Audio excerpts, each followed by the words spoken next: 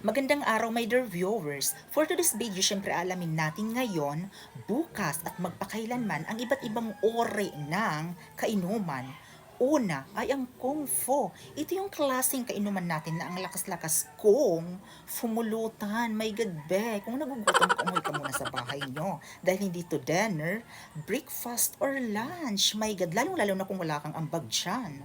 Pangalawa ay ang Ninja. Ito naman yung klase nating kainuman na bigla na lang nawawala, naiihi lang daw pero hindi na yan babalik. Pangatlo ay ang Crying Lady or Crying Man. Ito naman yung mga klaseng kainuman natin na best in drama, best in actress, artistahin ang peg. Ang apat ay ang The Performer. Siyempre may mga kainuman din tayong ang gagaling sa exhibition, ang galing kumanta, ang galing sumayaw, feel na feel yung kanta na akala mo naman ang ganda-ganda ng boses. Pero yung totoo, kaboses niya yung kalabaw namin. Siyempre yung panglas, may mga kainuman din tayong foreigner. Ito yung klaseng kainuman natin na pag nalalasing na, ang gagaling mag-English. Lumalabas na talagang kanilang pagiging Englishero at pagiging Englishero. So ikaw, anong klaseng kainumang meron ka? I-comment mo na.